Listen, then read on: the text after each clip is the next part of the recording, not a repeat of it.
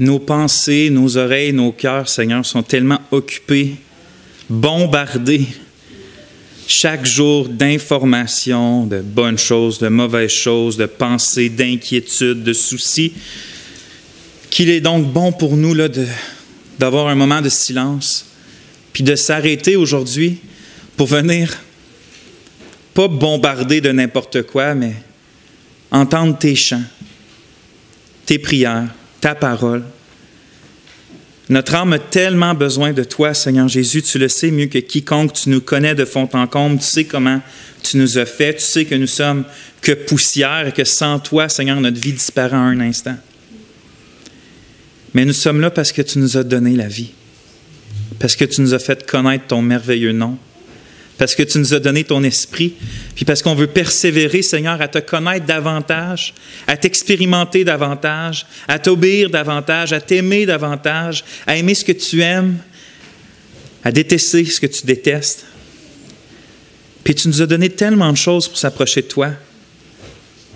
Aujourd'hui, on va se concentrer sur l'une de ces choses-là, qui est la prière. Puis tu connais notre faiblesse dans ce domaine-là en particulier. Et donc, Seigneur, fais-nous la grâce aujourd'hui par ta parole de... Tu dis que ton esprit parle par ta parole. Il n'ajoute pas à la parole, il n'enlève pas à la parole, il nous parle au travers de la parole. Donc, on a confiance, puis on a l'espérance qu'aujourd'hui, tu nous vas parler au travers de ta parole. Que tu vas former en nous les fruits dans lesquels tu prends plaisir, Seigneur. Et on te demande ça dans le beau nom de notre Seigneur Jésus. Amen.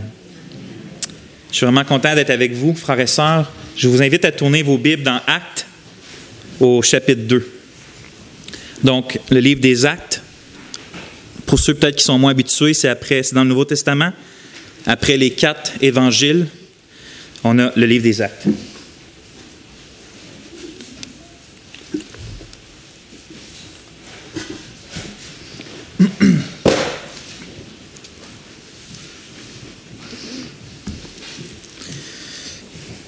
Donc, ça va être au chapitre 2, mais on va lire à partir du verset 37 jusqu'au verset 47.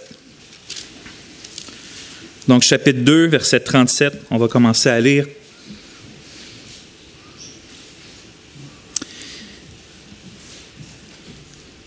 Quand ils entendirent ces paroles, ils eurent le cœur transpercé et dirent à Pierre et aux autres apôtres, « Frères, que devons-nous faire? » Pierre leur dit, « Repentez-vous et que chacun de vous soit baptisé au nom de Jésus-Christ pour le pardon de ses péchés, et vous recevrez le don du Saint-Esprit. Car c'est pour vous qu'est la promesse, pour vos enfants et pour tous ceux qui sont loin, autant que le Seigneur notre Dieu en appellera à lui. » Par plusieurs autres paroles, il les avertissait solennellement et les exhortait. Il disait, « Sauvez-vous de cette génération perverse. » Ceux qui reçurent sa parole furent baptisés, et en ce jour-là furent ajoutés environ 3000 âmes. 3000 âmes. Je continue à lire, je vais juste fermer Internet ici. Il persévérait dans la doctrine et la communion des apôtres, dans la fraction du pain et les prières. Toute âme avait de la crainte et beaucoup de prodiges et de miracles se faisaient par le moyen des apôtres. Tous les croyants étaient dans le même lieu, ils avaient tout en commun. Ils vendaient leurs possessions et leurs biens et les distribuaient à tous, selon les besoins de chacun. Jour après jour, ils persévéraient d'un commun accord dans le temple et rompant le pain dans leur maison, ils prenaient leur nourriture avec joie et simplicité de cœur. Ils louaient Dieu et avaient la faveur de tout le peuple. Et le Seigneur ajoutait tous les jours à l'assemblée ceux qui étaient sauvés. Amen. Vous savez, c'est une évidence, c'est un fait scientifique que dès les premières secondes de la conception d'un être humain, puis je ne parle pas de l'accouchement, je parle dès la première seconde qu'un fœtus apparaît, qu'un être humain apparaît dans le ventre, dans l'utérus d'une femme, mais dès ça, il y a un bagage génétique qui comprend absolument tout ce que l'être humain est. Hein, c'est-à-dire que la nature génétique d'un homme ou d'une femme, même d'un homme ou d'une femme de 70 ans, son ADN, sa nature génétique est la même que quand il était à la première seconde conçu. Ou autrement dit, on pourrait dire que tout ce que la nature humaine va devenir est déjà complètement compris dans l'ADN dès le moment de la conception. Puis d'une manière semblable, dans le passage qu'on a lu, on assiste à un peu la conception de l'Église du Nouveau Testament. Hein, pas que le peuple de Dieu commence là, mais la nouvelle ère, selon la nouvelle alliance du peuple de Dieu commence en Acte 2, quand le Saint-Esprit descend, selon les promesses, sur le peuple du Seigneur Jésus-Christ. Donc, Luc, il décrit un peu, en quelque sorte, le premier jour de sa conception. Puis, vous savez, il y a beaucoup de gens qui prennent acte. Il y a tout le temps eu ça au fil de l'histoire de l'Église, mais surtout aujourd'hui, des gens qui disent « Ah, nous, là, c'est pas important les doctrines ou les pratiques ou les choses comme ça. Nous, là, on a une Église comme le livre des Actes. Hein? On a une Église selon du Nouveau Testament comme le livre des Actes. Mais il faut faire attention parce que le livre des Actes, justement, c'est une Église qui commence. Alors, encore beaucoup de place à croître, à grandir. On voit ça au travers le livre des Actes même.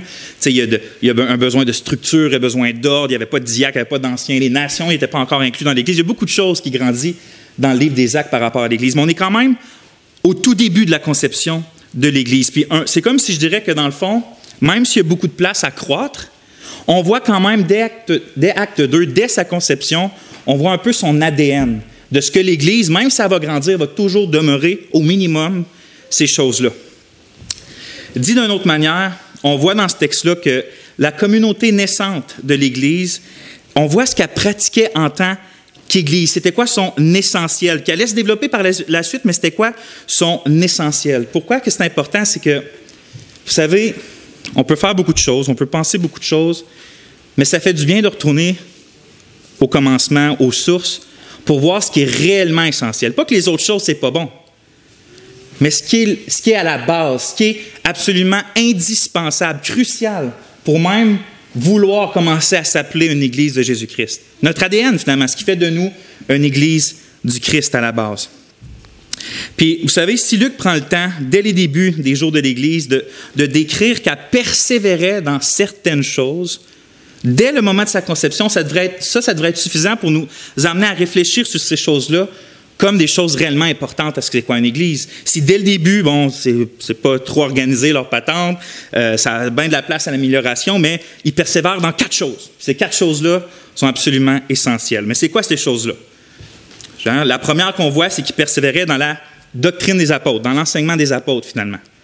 C'est-à-dire que l'enseignement des apôtres, c'est l'ensemble des paroles que l'Esprit Saint inspirait à des hommes qui avaient suivi le Christ, qui l'avaient vu depuis son ministère public, depuis son baptême, qui avaient vu sa mort, sa résurrection, que Christ leur avait apparu par après. Ces hommes-là, appelés par le Christ lui-même, Christ leur parlait par son esprit pour établir les fondements de l'Église, donc tout le contenu du Nouveau Testament, de la parole de Dieu finalement.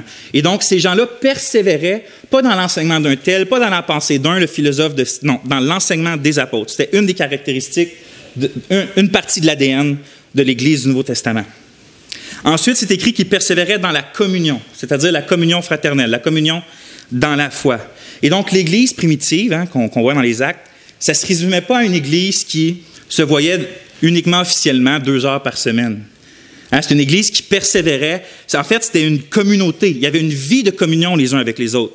Ça ne veut pas dire qu'ils ne se voyaient pas de façon officielle pour célébrer le Seigneur. Ils le faisaient comme nous, on est en train de faire. Mais c'était plus que ça. Ils persévéraient aussi dans la... Il y avait une communauté qui était les chrétiens, puis leur vie, c'était ensemble. Troisièmement, on voit que l'Église persévérait dans la fraction du pain. Bon, il y a beaucoup de commentateurs qui pensent que c'est simplement une allusion à un repas communautaire, comme les agapés qu'on appelle. Moi, je pense que ce n'est pas le sujet d'aujourd'hui, mais je pense que je pourrais vous montrer au travers des Actes que ce que Luc écrit comme fraction du pain, ça fait référence à ce que Paul va appeler plus tard dans les Épîtres le repas du Seigneur, la Sainte Sainte finalement, qui se faisait dans le contexte d'un agapé, d'un repas communautaire. Mais je pense que quand il dit la fraction du pain, c'est que ces gens-là persévéraient à prendre le repas du Seigneur, ce que nous, on fait ici une fois par mois. Et quatrièmement, Luc, il mentionne que l'Église naissante persévérait dans les prières. C'est ce qu'on voit. Il persévérait dans les prières. Puis c'est ce dernier point-là qu'on va s'arrêter dessus aujourd'hui, puis on va méditer. Puis le titre de mon message, si vous l'avez vu, c'est « Une Église qui prie ensemble ». Une Église qui prie ensemble. Puis je vous ai écrit un petit résumé de ce qu'on va voir, puis du passage. L'une des caractéristiques essentielles de l'Église et l'une des priorités de ces rassemblements est la persévérance dans la prière. Sans cela, une Église ne pourra pas être en santé, ni accomplir ce que Dieu l'appelle à être et à faire.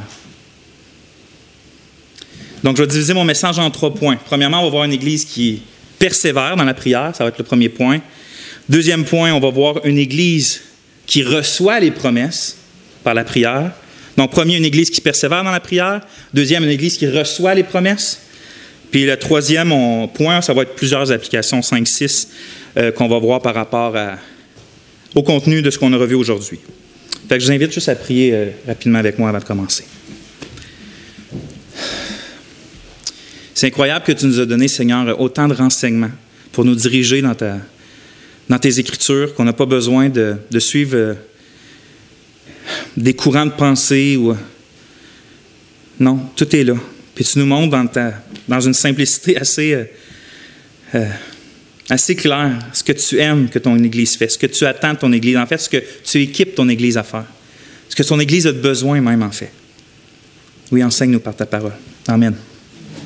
Donc, premier point, c'est une Église qui persévère dans les prières. Parce qu'aujourd'hui, on va voir essentiellement 2 passages. Celui-là qu'on a lu, tantôt pour le deuxième point, on va aller dans un autre passage. Mais avant d'aller dans l'autre passage, regardez ce qui est écrit ici. C'est écrit qu'il persévérait dans la doctrine des apôtres, dans la communion, dans la fraction du pain et dans les prières. Donc, il persévérait dans les prières. C'est pour ça que j'ai nommé mon point comme ça. Mais qu'est-ce que ça veut dire, persévérer dans les prières?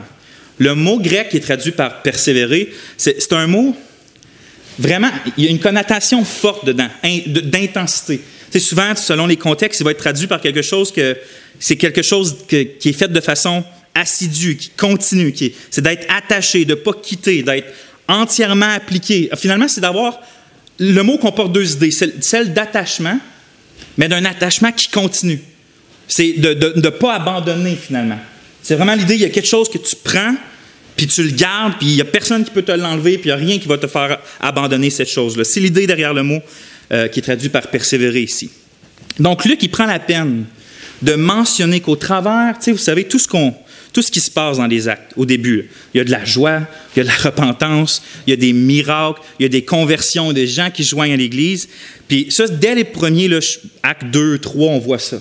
Mais c'est comme s'il prend la peine de dire que derrière toutes ces choses-là incroyables qui arrivent, derrière ça, c'est comme si ça, c'est ce qu'on voit en avant du rideau, mais derrière le rideau de la scène, il y a des disciples qui s'attachent constamment à s'appliquer assidûment, sans relâche, avec persévérance, à prier ensemble. Donc, on voit plein de belles choses qui se passent en avant du rideau, sur la scène. Regardez, il s'est passé ça à Jérusalem, ça ici, il s'est passé ça dans l'autre ville. Regardez ce que les apôtres font. Mais derrière ça, il y a une Église qui persévérait dans les prières. Vous savez, comme on a vu tantôt, l'Église primitive, c'était un peu un nourrisson. C'est un bébé qui venait de naître. Puis il y avait encore beaucoup à apprendre, nommé, comme j'ai dit, des diacres, des anciens, régler des questions de doctrine. Il y a le premier concile de Jérusalem. Qu'est-ce qu'on fait avec les non-juifs qui se convertissent? Qu'est-ce qu'on leur dit de faire? Puis donc, il y avait toutes sortes de choses à régler. Mais même si elle devait encore croître, elle avait ce qui était vital pour sa santé. Comme un bébé qui naît, on va dire qu'il est en santé s'il n'y a peut-être pas tout ce qu'il faut. Il y a de la place encore à grandir, à avoir des muscles, parler, savoir marcher, puis tout ça, mais il y a un cerveau, il y a un cœur, puis il respire. On va dire qu'il y a l'essentiel pour vivre. Mais cette Église-là, même si elle n'avait pas tout encore, elle avait l'essentiel pour vivre. Elle priait. Un écrivain qui a écrit beaucoup sur la prière, E.M. Bounds, il dit de manière assez cinglante, je vous avertis, mais il dit comme ça. Il dit, lorsque la prière échoue, puis là, il ne parle pas qu'on n'a pas la réponse à la prière, mais qu'on abandonne plutôt la prière, l'Église perd ses caractéristiques divines et sa puissance divine. L'Église est alors engloutie par un orgueil ecclésiastique et le monde se moque de son impuissance évidente.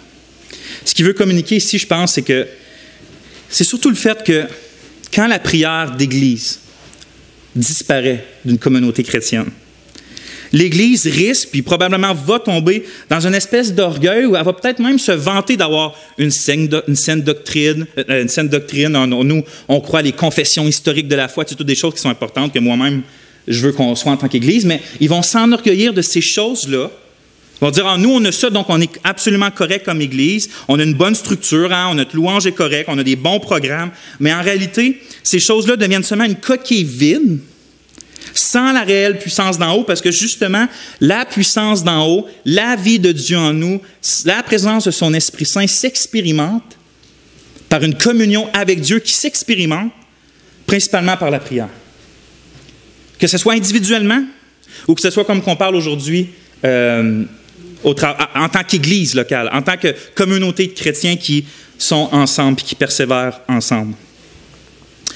Mais pourquoi les premiers chrétiens étaient autant assidus, persévéraient autant à prier pas simplement tout seul dans leur petit coin, mais en tant qu'Église. Vous savez, habituellement, on n'a pas besoin de persévérer dans les choses qui nous sont, on va dire, faciles ou naturelles. Hein? Automatiquement, si c'est facile, si c'est naturel pour nous, on n'a pas besoin vraiment de persévérer dans ces choses-là. Tu sais, il y a qui, un matin, quand il s'est levé, il a eu besoin de se discipliner fort, se botter les fesses, comme on dit au Québec, à respirer. Il n'y a personne qui a eu besoin de ça. Vous êtes réveillé, vous en rendez pas compte, vous respirez déjà. Pourquoi? Parce que c'est naturel. Le péché non plus, on n'a pas besoin de se discipliner à pécher. C'est naturel, je parle dans notre chair, de faire ça. En Job va dire dans le livre de Job, c'est écrit que l'homme boit l'iniquité comme de l'eau. Fait que c'est naturel, c'est simple pour lui. Il n'y a pas besoin de se forcer à pécher. Ça coule tout seul. Mais pour le chrétien régénéré, hein, celui qui a été ressuscité spirituellement par l'Esprit du Christ, qui a été justifié, puis pardonné, puis qui est entré dans la famille de Dieu, celui qui a la nouvelle vie de Dieu en lui, sa vie quotidienne, dès le moment de sa nouvelle naissance, sa vie quotidienne devient une féroce bataille contre sa chair, contre le monde, puis contre les forces de Satan. Dès le moment de sa conversion, il tombe dans la catégorie « tu as besoin de persévérer, tu as besoin de t'accrocher, tu as besoin d'être discipliné ».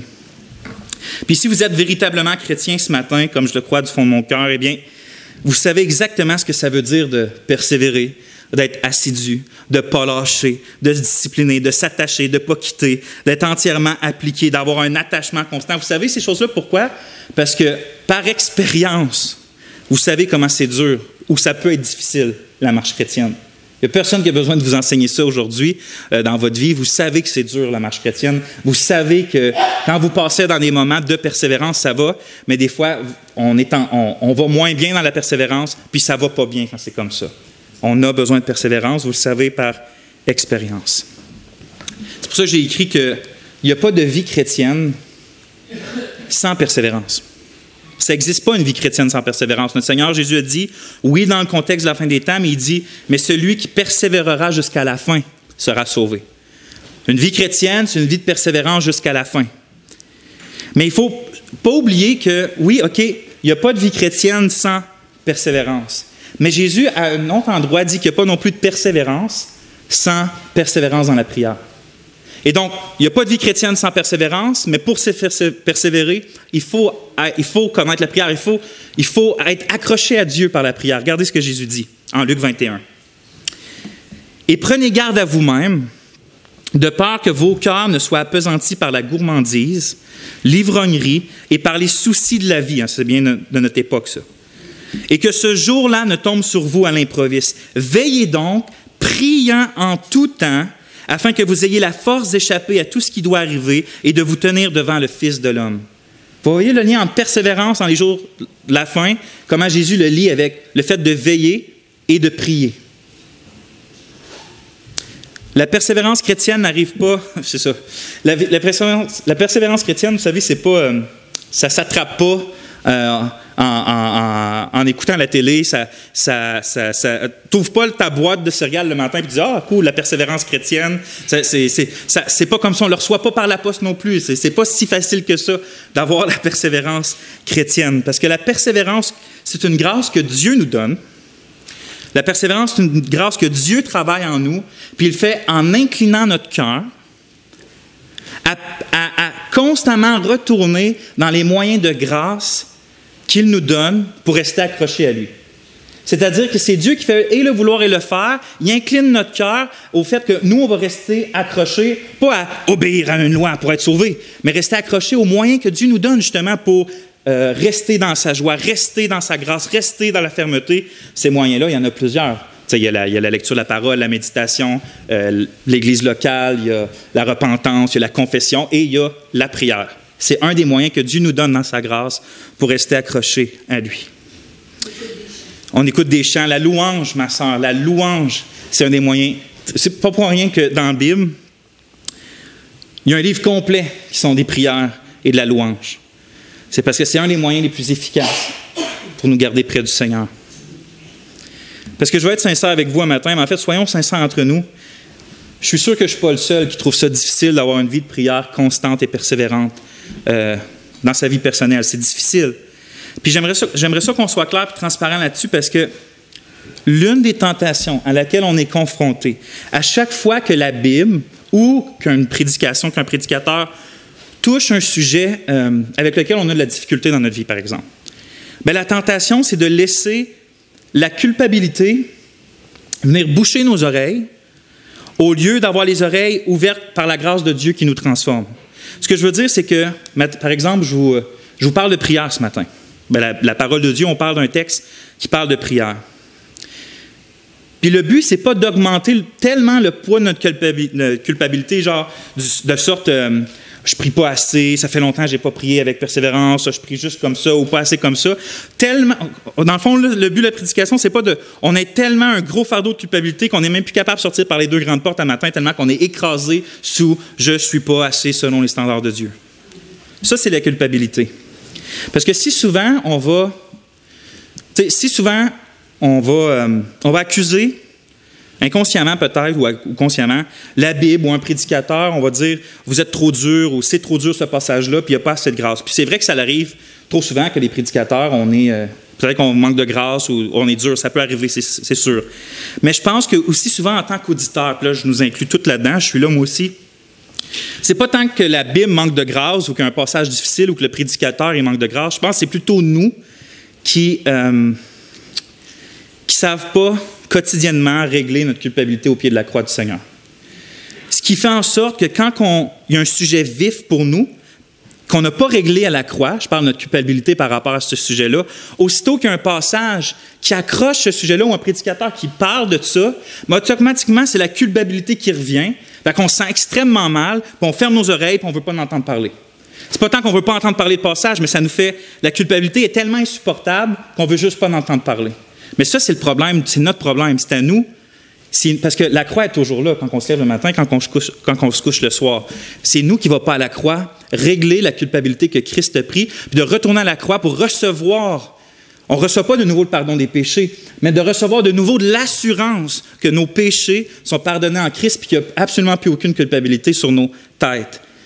Mais ça, quand on ne le fait pas, une journée, 2 jours, 3 jours, ça monte un sac à dos énorme sur notre dos, qu'on tombe dans une espèce de roue qu'on ne prie pas assez, on sent mal de ne pas prier assez devant Dieu. Parce qu'on se sent mal, c'est aucune motivation pour persévérer, fait qu'on le fait encore moins. Parce qu'on le fait encore moins, on se sent encore plus mal. Puis on peut être des mois, voire des années, malheureusement, à vivre comme si on serait toujours sous la loi puis pas sous l'Évangile. Puis parce que, dans le fond, je désire ce matin qu'on ait toutes les oreilles puis les cœurs ouverts par rapport à la prière, parce que c'est important, le sujet de la prière. Je vous rappelle 2 vérités cruciales. Premièrement, Romains 8.1, c'est écrit « Il n'y a maintenant plus aucune condamnation pour ceux qui sont en Jésus-Christ. » Je vais le répéter, OK? Il n'y a maintenant plus aucune condamnation pour ceux qui sont en Jésus-Christ. Est-ce que ça, vous l'avez bien compris dans votre vie chrétienne? Parce que c'est peut-être, s'il y a une chose qu'on doit accrocher comme verset sur notre frigidaire, c'est bien peut-être celle-là. Parce que je pense que c'est cela qu'on tend à oublier le plus souvent. Pas qu'on ne l'oublie pas intellectuellement, c'est pas ça l'affaire. Je veux dire, tous les chrétiens peuvent dire que oui, Jésus pardonne nos péchés. Là. Les chrétiens peuvent tout dire ça, mais de le vivre, c'est une autre chose. Christ a été fait péché à ta place. Christ a été fait malédiction à ta place. Christ est mort à ta place pour que tu sois pardonné, justifié, adopté, régénéré, lavé. Il a tout fait ça pour que tu sois l'enfant de Dieu, pour que tu sois ramené à Dieu. Donc, il n'y a plus aucune raison que d'être accablé ou motivé par la culpabilité, parce que justement, ta vie de prière, qu'elle soit présente ou qu'elle soit absente, ce n'est pas ça qui te fait gagner la faveur ou perdre la faveur de Dieu. Il n'y a pas de ça dans l'Évangile.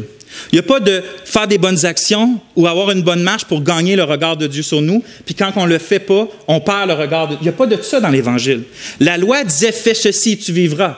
Et si tu désobéis, tu vas mourir. La loi condamnait comme ça, mais la grâce, elle a envoyé le Christ prendre la punition de la loi, obéir aux standards de la loi, pour que nous, la loi s'accomplit en Jésus-Christ. Autant la condamnation que les standards. Et donc, nous, on vit par l'Esprit qui nous fait aimer les choses de Dieu. Et quand on tombe, il nous relève, on regoute au pardon, on regoute à la grâce et on persévère dans ces choses-là. Il y a une grande différence entre... Donc, parce que la faveur de Dieu, on l'a en Jésus-Christ, frères et sœurs, pleinement. pleinement, tu as eu ta pire des journées, ça fait une semaine que tu ne pries pas, tu as parlé mal à ta femme, tu as parlé mal à tes enfants, puis là, tu es le soir, puis l'esprit te dit, tu es avant de te coucher, puis là, ta conscience t'accuse. Tu sais, tu n'as pas... regarde la semaine que tu as eue. Bien, l'Évangile, elle nous fait dire, oui, regarde la semaine que j'ai eue, Seigneur, je te demande pardon. Relève-moi. Relève-moi parce que je veux encore goûter à tes grâces. Relève-moi parce que je veux marcher avec toi. Relève-moi parce que je ne veux pas continuer comme ça. Et vous savez quoi? Dieu relève toujours. Dieu relève toujours. Donc, on ne marche pas pour...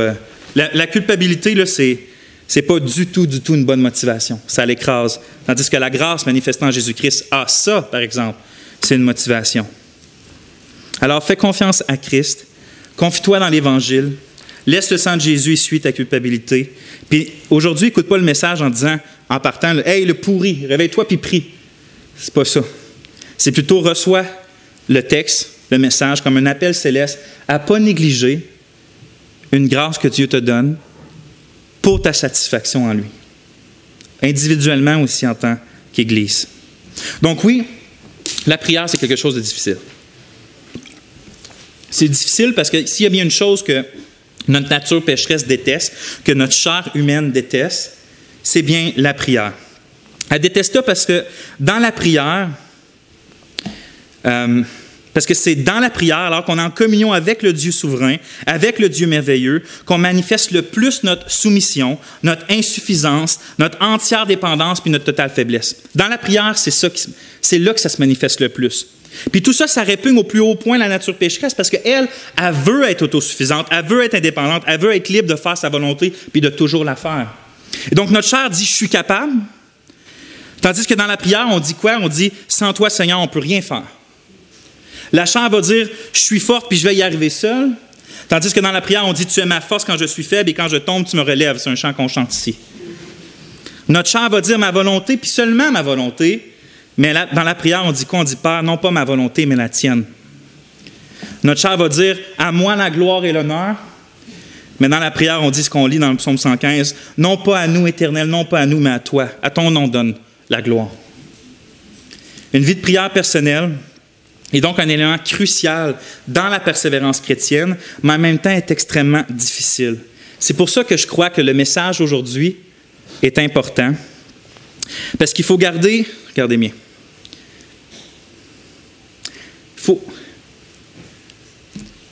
Je crois que l'Église primitive avait compris un secret que nous, les évangéliques, en 2022, dans l'Occident du monde, on a oublié. Pourquoi? C'est à cause qu'on est individualiste. Puis regardez le secret, qui en fait, il n'est pas vraiment un secret, c'est qu'elle avait compris que l'une des grâces les plus efficaces que Dieu donne à ses enfants, afin de les faire persévérer dans la prière personnelle, fait que l'une des grâces que Dieu donne pour nous aider dans notre vie de prière personnelle, puis notre vie chrétienne, c'est la vie d'Église puis la prière collective. C'est l'un des moyens les plus efficaces que Dieu nous donne en tant que chrétien pour comment que je peux développer plus ma vie de prière, je vais dire dans mon, j'appelle ça la vie de garde-robe, à cacher tout seul dans ma maison. C'est en ne négligeant pas et en persévérant avec les frères et sœurs à prier. L'autre fois, j'ai rencontré une sœur en Christ. Puis je trouvais ça tellement beau parce qu'elle me disait, j'ai trouvé ça absolument époustouflant en fait, parce qu'elle me disait qu'elle avait le goût de retrouver une vie de prière qu'elle avait avec Dieu puis qu'elle avait perdue comme, en quelque sorte. Puis elle me dit, fait que je sais que ça se retrouve dans le contexte de prier avec des frères et des sœurs. Elle avait compris qu'est-ce qu'on est en train de dire là. C'est l'une des raisons les plus importantes pourquoi il est vraiment dangereux pour nos âmes de négliger les prières avec les frères et sœurs, que ce soit durant les cultes officiels comme aujourd'hui, que ce soit entre 2 et 3 frères, ou juste 2 frères ou 2 sœurs quand on se rencontre en dehors des lieux de culte. Vous serez peut-être surpris d'entendre que justement, dans le Nouveau Testament, c'est drôle, à chaque fois que ça parle de persévérance, c'est dans un contexte de communauté. Allez lire Hébreux, ça dit de s'exhorter les uns les autres, de persévérer les uns les autres, de se reprendre les uns les autres. La persévérance chrétienne dans le Nouveau Testament, elle est toujours faite en communauté. Autrement dit, il n'y a pas de persévérance chrétienne si tu es tout seul chez vous. Tu es en train justement de t'éloigner de la persévérance chrétienne. Tu es en danger de succomber quand tu es tout seul. Combien de fois que moi j'ai été réconforté, frères et sœurs, par vos prières, des frères, des sœurs ici qui prient, qui m'inspirent, qui rallument en quelque sorte la flamme dans mon cœur. J'ai été fortifié dans ma foi. Combien de fois que mes propres désirs à prier ont été rallumés par les prières sincères que vous faisiez quand on était réunis. Puis, tu sais, je me dis, si vous avez de la difficulté à prier, si j'ai de la difficulté à prier, bien, venez prier avec l'Église réunie. Si vous avez de la misère à prier, ayez pas honte, dites-vous pas, j'ai de la misère à prier tout seul, je vais être bien hypocrite de prier avec les frères et sœurs. C'est pas la bonne pensée, c'est le contraire. Si tu as de la misère à prier tout seul, si tu as de la misère à lire ta Bible, si tu as de la misère à marcher ta vie chrétienne, si le péché t'harcèle, va avec les frères et sœurs, prie avec les frères et sœurs, écoute la parole avec les frères et sœurs, exhorte et sois édifié avec les frères et sœurs. Quand ça va mal dans notre vie personnelle, c'est là qu'on doit aller se cacher. On devrait être tout le temps là, en fait. Ça commence à aller mal quand on quitte ça, la plupart du temps. Puis pas juste à l'Église réunie, mais lorsqu'on passe du temps avec des frères et sœurs en dehors du culte, parce qu'on est une communauté, mais faites pas juste parler, c'est le fun de parler, mais tu sais, faites pas juste parler, essayez de développer une habitude, que ce soit avant de vous quitter ou peu importe. Tu sais, ça peut être 3-4 minutes, prier ensemble. Oui, on passe du temps ensemble, c'est le fun, on va souper chez les uns puis les autres, mais pourquoi pas développer une sainte habitude de ne pas se quitter sans avoir « Je peux-tu prier pour toi, mon frère? Oui, je peux-tu prier pour toi, la même chose? » Ça dure 3-4 minutes. On chante Kumbaya, puis on s'en va. Le puritain David Clarkson a écrit quelque chose que j'aime beaucoup. Il dit « Les charbons, si vous les séparez et les mettez en pièces, s'éteignent rapidement.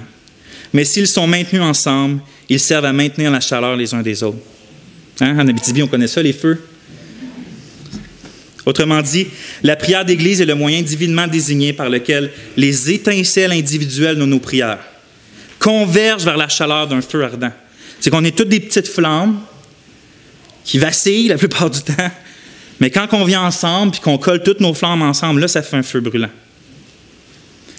Puis ça me conduit à mon prochain point parce que la prière collective, ce n'est pas simplement une grâce excellente du fait que, oui, quand on vient ensemble, on se réchauffe les uns les autres. Ça, c'est une chose.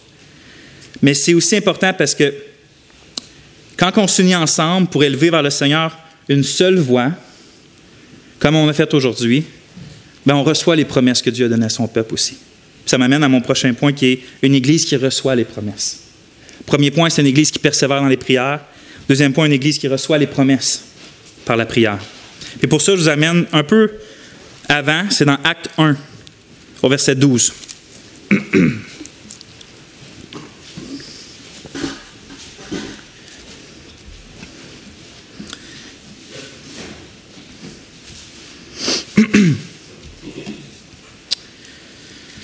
On va lire jusqu'au verset 14. Donc, je commence à lire la parole de Dieu. Alors, ils retournèrent à Jérusalem, du mont appelé Mont des Oliviers, qui est près de Jérusalem, le chemin d'un sabbat. Quand ils furent entrés dans la ville, ils montèrent dans la chambre haute où demeuraient Pierre, Jean, Jacques et André, Philippe et Thomas, Barthélemy et Matthieu, Jacques, fils d'Alphée, et Simon Zélote, ainsi que Jude, frère de Jacques. Tous ceux-ci persévéraient d'un commun accord dans la prière avec quelques femmes et Marie, la mère de Jésus, et avec ses frères. Il est intéressant qu'il est encore écrit qu'ils persévéraient, les apôtres avec quelques femmes persévéraient, qui est le même mot tantôt, dans la prière, mais on a déjà parlé suffisamment de ça. Ce que je désire faire ressortir dans ce passage-là, c'est la raison pour laquelle les chrétiens étaient rassemblés puis persévéraient d'un commun accord dans la prière. C'est la raison. Où qu'on voit cette raison-là, je pense que le contexte nous l'indique. Au verset 12 qu'on a commencé à lire, c'est écrit « alors ». Puis ça fait un lien avec ce qui vient juste d'être écrit avant le verset 12. Puis avant le verset 12, ce qu'on voit, c'est que c'est le dernier discours de notre Seigneur Jésus-Christ, après sa résurrection, mais juste avant qu'il aille rejoindre son Père dans les cieux. Donc c'est son dernier discours. Puis voici ce qu'il leur dit de faire au verset 4-5. Alors qu'il se trouvait avec eux, c'est Jésus, il leur commanda de ne pas s'éloigner de Jérusalem, mais d'attendre la promesse du Père. Promesse, dit-il, que vous avez entendue de moi, car Jean a baptisé d'eau, mais vous serez baptisés de l'Esprit Saint dans peu de jours.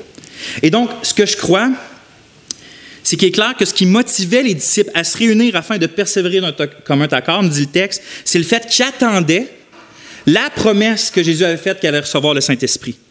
Fait que Jésus leur dit, allez à Jérusalem et attendez d'avoir la promesse, ce que je vous avais promis. Fait que eux, qu'est-ce qu'ils font? Ils vont à Jérusalem, ils vont dans la chambre haute, puis ils persévéraient d'un commun accord. Je pense qu'ils persévéraient à attendre la promesse, puis attendaient la promesse en priant de recevoir ce que Jésus leur avait donné.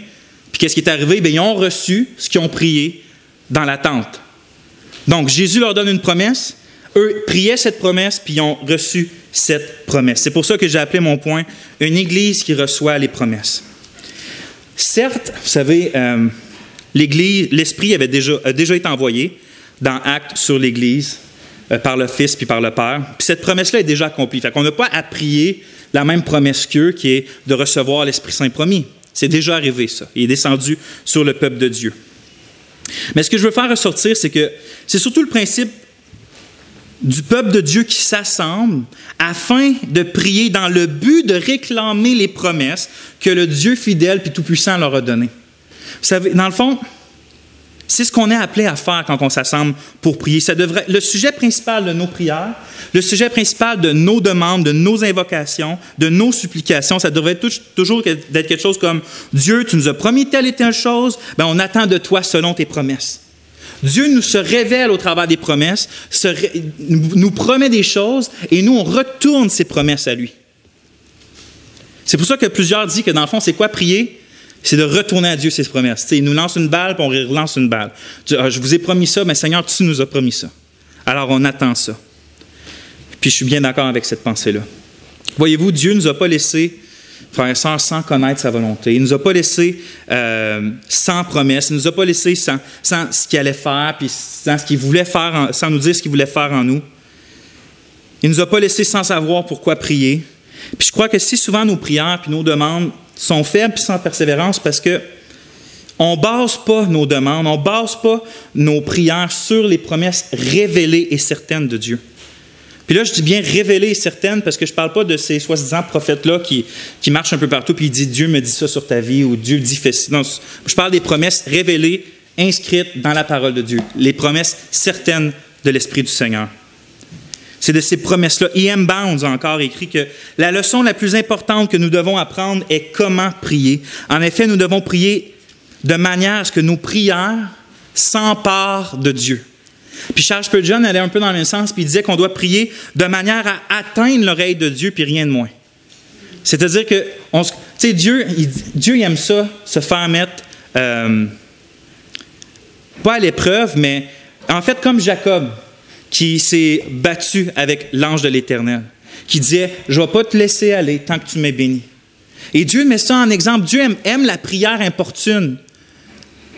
Allez lire Luc 18 quand il parle de la veuve avec le juge inique. Il aime quand on a assez la foi de dire « Dieu t'a écrit ça, t'a promis ça. » C'est pas moi, je te force pas la main, c'est pas moi qui te fait me promettre ça. Tu me dis que tu vas m'aider là-dedans, que tu vas me supporter là-dedans, que si on fait ça en tant qu'Église, c'est ça qui va arriver. Donc nous, on te croit, Seigneur. On va rester, on ne va pas bouger nos pieds tant que tu ne nous as pas donné ce que tu as promis. Dieu aime ce genre de prière-là. Parce que ça démontre la foi dans ce que lui-même a dit qu'il allait faire. Ça démontre qu'on le croit, qu'on le prend au mot. Mais comment qu'on fait pour prier avec justement, c'est une foi inébranlable comme ça, croyant de tout doute que ce qu'on va demander, Dieu nous le donne. Mais la Bible n'est pas silencieuse là-dessus. Jean, l'apôtre, il nous répond, il nous enseigne dans sa première épître, au 1 Jean 5, il dit « Et voici la confiance que nous avons en lui. Si nous demandons quelque chose selon sa volonté, il nous écoute.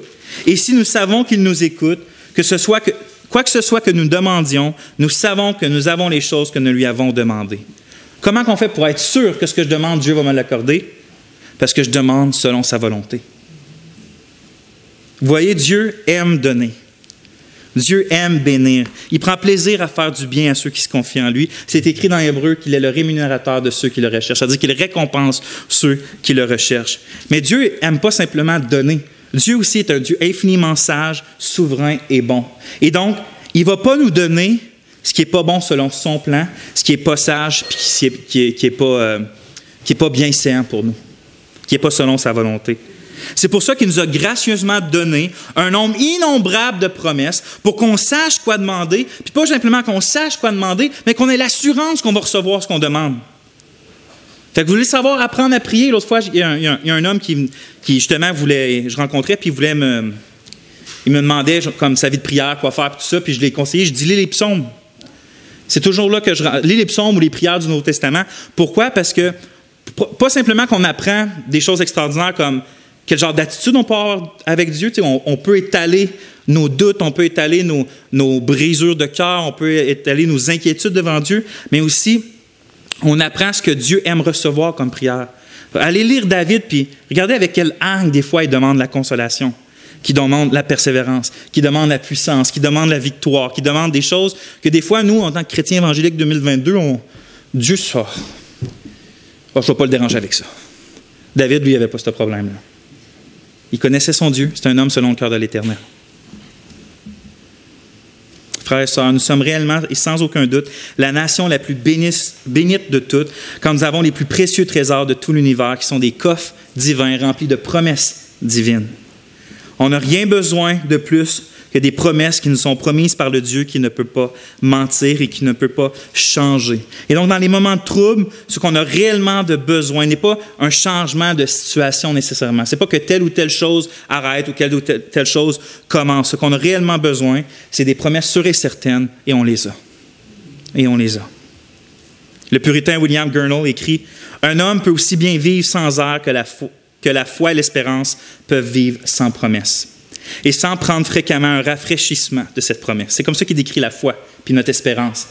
Dans le fond, c'est comme des poumons, des organes que Dieu nous donne, spirituels, la foi et l'espérance, mais il faut qu'il y ait de prendre de l'air, puis où qu'elle prend cet air-là, c'est dans les promesses de Dieu.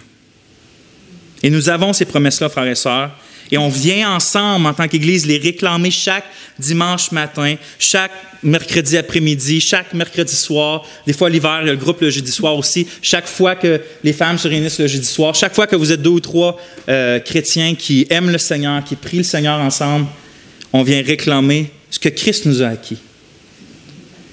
Parce qu'on ne se réunit pas pour demander des si puis des peut-être au Seigneur. On se rassemble afin de recevoir ce qu'il promet. C'est simple, hein? Pas des si et des peut-être. On vient recevoir ce qu'il nous promet de nous donner. Ainsi, on vient chercher avec assurance le pardon. On vient chercher la force, la joie, la sainteté. On vient chercher l'esprit. On vient chercher des consolations. On vient chercher la persévérance. On vient chercher l'amour. On vient chercher des conversions. On vient chercher des nations quand on s'assemble pour prier les uns les autres. Parce que c'est ce que Dieu nous promet. Qui promet à tous ceux qui s'assemblent pour le rechercher puis l'invoquer dans le nom de Jésus. Parce que peut-être, frères et sœurs, qu'est-ce qui nous empêche des fois de prier de grandes choses, puis avec persévérance, c'est qu'on oublie que nous sommes les héritiers de toutes les promesses de Dieu. C'est écrit dans 2 Corinthiens 1,20. « En effet, pour toutes les promesses de Dieu, en lui est le oui et en lui l'amen, à la gloire de Dieu par nous. » Ça, c'est-à-dire qu'en Jésus, toutes les promesses de Dieu sont oui et amen, c'est-à-dire qu'elles sont toutes accomplies en lui. Christ est l'héritier de tout ce que Dieu a tout promis, mais nous sommes en Christ. Et puisque Christ est héritier, nous sommes co-héritiers. Et donc, toutes les promesses sont déjà les nôtres. C'est à nous d'aller les prendre par la foi. C'est à nous de les saisir par la foi maintenant. Ce n'est pas à cause de qui nous sommes ou ce n'est pas à cause de ce que nous ne sommes pas encore que les promesses un jour sont à nous puis les autres jours ne sont pas à nous. Les promesses sont à nous en dépit de ce qu'on fait puis en dépit de ce qu'on ne fait pas, parce qu'elles sont à nous, parce que Christ a tout fait. Lorsqu'on s'assemble pour prier, on vient donc se réunir nos foi personnelles, puis d'en faire une foi commune, puis de faire élever une seule voix pour faire entendre devant Dieu notre seule foi. En fait, c'est comme si notre seule foi devient une seule main pour aller chercher dans les coffres de Dieu les promesses qui sont les nôtres en Jésus-Christ. Et donc, on vient mettre ensemble tous nos mains, toute notre foi, pour avoir une seule foi et une seule voix devant Dieu. C'était pour le deuxième point. Maintenant, on va voir quelques applications. La première. Nous sommes ce que nous sommes à genoux. C'est pas moi qui ai inventé ça, c'est Robert Murray M'Cheyne, qui est un prédicateur écossais du 19e siècle, je pense. Il est mort assez jeune, comme vers 29 ans ou 30 ans, je ne me souviens plus. Mais il avait dit une phrase qui était devenue célèbre. Il dit « Ce qu'un homme est à genoux devant Dieu, voilà ce qu'il est et rien de plus. » Ce qu'il veut dire par là, c'est entre autres, c'est ce qu'un homme ou une femme est jamais plus que ce qui est dans la prière, parce que c'est dans la prière que se révèle réellement la réalité de qui il est et de sa vie. Tu sais, s'il n'est pas reconnaissant dans la prière, il ne sera pas quelqu'un de reconnaissant dans la vie. S'il n'est pas humble dans la prière, il ne va pas être humble dans la vie. S'il ne combat pas le péché dans la prière, il ne va pas combattre non plus dans la vie. Puis je pense qu'il y a raison d'affirmer ça, parce que justement, la prière, c'est un moyen de grâce si intime avec Dieu. C'est souvent le jauge qui calibre où qu'on en est avec le Seigneur. Mais aujourd'hui, lui, il l'applique à la foi personnelle, à la prière personnelle. J'aimerais l'appliquer, sa citation à l'Église locale, puis affirmer aujourd'hui que ce qu'une Église est à genoux, voilà ce qu'elle est et rien de plus. C'est dans la prière collective des membres réunis qu'on va voir où se situe notre cœur en tant qu'Église locale. Où sont nos priorités, où sont nos attitudes vis-à-vis de Dieu puis envers le monde. C'est dans la prière collective qu'on va remarquer si on désire davantage Christ, qui est la fontaine de vie, ou la vie elle-même. C'est dans la prière collective qu'on va voir si on aime réellement notre prochain puis l'état éternel de son âme. C'est dans la prière collective qu'on va voir si on est des chrétiens qui sont réellement dépendants de Dieu ou qu'ils ne le sont pas. C'est dans la prière collective qu'on va voir si on a un peuple avec les pensées fixées sur les choses d'en haut ou si on a un peuple avec les yeux fixés sur les choses d'en bas et passagers. Ce qu'une Église est à genoux, voilà ce qu'elle est et rien de plus. Deuxième application. Pour prier, il faut prier. Pour prier, il faut prier. Pourquoi je dis ça? C'est que, vous savez, la prière, c'est une de ces grâces-là que Dieu nous donne, qu'on peut lire 1000 livres dessus. On peut assister à 150 conférences. On peut lire tous les articles qu'on a à lire. Mais aussi longtemps qu'on ne l'exerce pas, on ne l'exercera pas. Tu sais, on peut avoir la meilleure théologie, on peut écrire des grands livres, être capable d'écrire « Voici ce que la Bible dit sur la prière », mais ça ne fait pas prier personne, ça. Dans le sens que c'est pas la prière en soi, de connaître c'est quoi la prière. Tu apprends seulement à prier lorsque tu pries. La preuve, c'est qu'il y en a combien d'étudiants en théologie, de pasteurs, puis d'enseignants dans les facultés qui n'ont pas une vie de prière active. Ça montre que la connaissance n'amène pas nécessairement la piété. Je le dis souvent, puis je le répète, l'information est nécessaire, mais pas suffisante. Il y a une énorme différence entre savoir quelque chose puis pratiquer quelque chose. Puis selon mon expérience, qui est assez humble, parce que je n'ai pas grande année de vie chrétienne, il y a 2 manières efficaces pour apprendre à prier. La première, c'est de prier, puis la deuxième, c'est d'entendre puis d'écouter les autres prier. C'est de voir puis d'écouter d'autres gens prier. C'est pour ça que je crois que, comme j'ai dit tantôt, le plus gros livre de la Bible, qui se trouve direct dans le milieu, c'est un livre de prière, puis c'est un livre des prières mis en chant finalement. En lisant David répandre son cœur devant Dieu, son berger, on apprend à faire la même chose.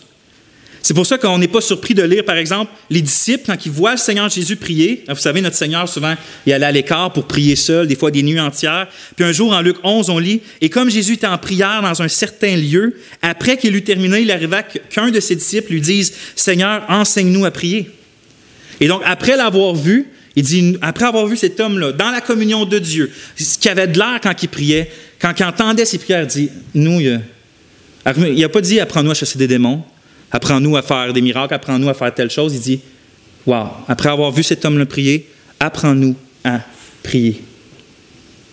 Puis remarquez 2 choses, que la vue de la vie de prière du Seigneur, justement, était si incroyable que les gens, quand ils voyaient ça, ils désiraient avoir la même vie de prière. C'est pour ça que je dis que de connaître et de voir d'autres gens, que ce soit David, que ce soit des exemples écrits, ou que ce soit des livres historiques, ou que ce soit des frères et sœurs qui nous entourent, de voir d'autres gens prier souvent anime notre désir de prière. Puis qu'en réponse à leur question, Jésus n'a pas donné une grosse discussion doctrinale sur comment la souveraineté de Dieu fonctionne avec la liberté des hommes qui font leur propre choix. Il n'est pas rentré dans une discussion théologique comme ça. Il a dit, vous voulez prier? Demandez ci, demandez ça, demandez ça. Il est en train de dire, priez finalement. Vous voulez apprendre à prier? Priez. C'est pour ça que ma 3e application, c'est enseignons nos enfants à prier par l'exemple. Parce que comme on vient de le voir, la vie de prière de Jésus était telle que les disciples par eux-mêmes sont allés vers lui pour lui demander « Enseigne-nous à prier ». Ça les a attirés, ça. Puis cette vérité-là est vraie pour nous aussi parce que on peut enseigner constamment à nos enfants, frères et sœurs, que Dieu est en contrôle, que Dieu est fidèle, que Dieu pourvoit à tous leurs besoins, que Dieu console leur cœur, que Dieu est infiniment satisfaisant, que Dieu dirige nos pas, que Dieu est vivant. Tu sais, tout ça, c'est bien, on les enseigne à nos enfants. Mais à mon avis, puis c'est le témoignage de beaucoup d'hommes et de femmes que j'ai lus au travers de l'histoire de l'Église, que ce qui va marquer le plus les réalités qu'on enseigne dans le cœur de nos enfants, c'est de voir leurs parents à genoux. Je ne dis pas littéralement à genoux, mais la vie de prière de leur papa et de leur maman. Papa puis maman à genoux, c'est un enseignement théologique très, très, très révélateur, très, très puissant. C'est bien beau de dire que, vous savez, des fois, surtout peut-être les pères, c'est comme si il ne faut pas montrer à nos enfants qu'on est des faiblesses. Et nous, les pères, on est des grands héros, des rois sur la terre. On se pense comme ça des fois.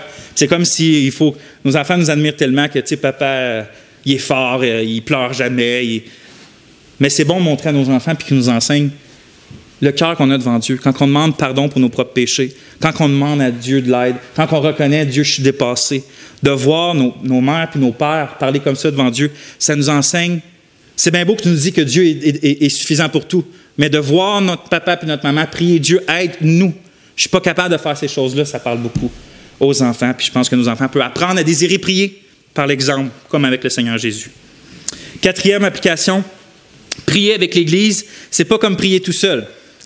Ce que je veux dire par là, c'est que notre passage, il dit qu'il priait d'un commun accord. Ce qui veut dire que, tu sais, quand on s'assemble, on unit nos cœurs, on unit nos passions, on unit nos peines, on unit nos joies, nos foi. On vient prier ensemble. C'est ça la prière. C'est ça la différence entre prier tout seul et prier en Église, c'est qu'on prie ensemble. Tu sais, on vient pas. C'est pour ça que nous, ici, par exemple, il y a pas. On ne laisse pas, pendant les temps de prière, tout le monde prie en même temps, puis dans une espèce de moment incompréhensible. On ne permet pas ça. Pourquoi?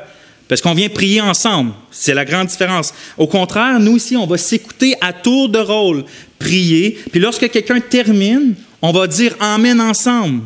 Pourquoi? Parce que quand on dit « Amen », c'est qu'on joint notre cœur et notre voix et notre foi à la prière de la personne qui a prié et on prie avec lui cette prière. C'est pour ça qu'on laisse tel et tel prier, on écoute sa prière, on prie avec lui, puis à la fin, quand on est bien sûr d'accord avec sa prière, nous disons « Amen ». La prière d'Église, c'est pas de se réunir afin d'écouter des frères et sœurs prier leur Dieu.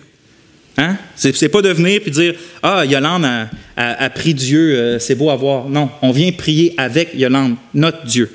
On vient prier tout ensemble, notre Dieu. C'est ça, prier en Église. C'est pour ça que, mettons concrètement parlant, on ne doit pas prier comme quand on prie tout seul. On veut être conscient de l'ensemble quand on prie ensemble.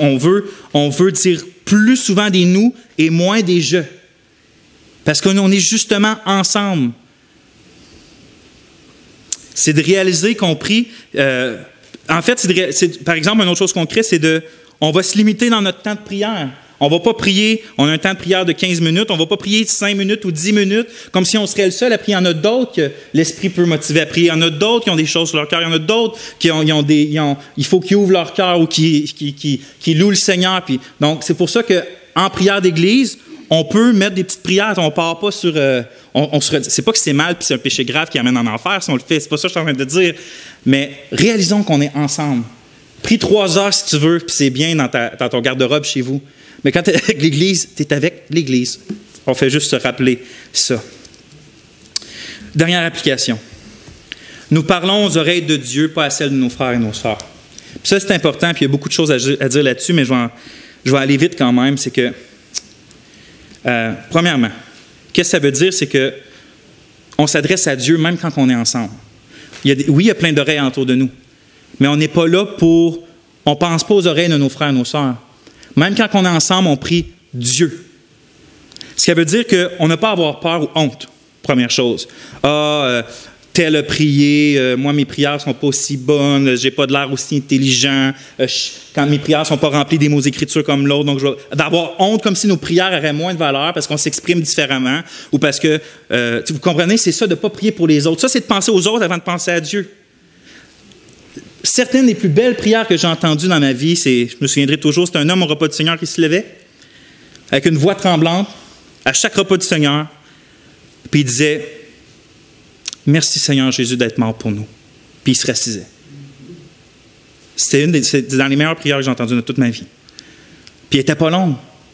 Puis il priait pour Dieu, puis il n'était pas éloquent, puis il n'était pas rien. Il priait son Dieu avec l'Église. Fait que prions pas, n'ayons pas honte ou peur, puis demandons à Dieu de nous donner le courage de passer notre crainte des hommes S'il y a bien une place que c'est bien séant de prier puis qu'on ne devrait pas avoir peur de prier, c'est avec l'Église de Jésus-Christ. Deuxième chose que ça implique, c'est pas... On ne cherche pas à impressionner les frères et sœurs.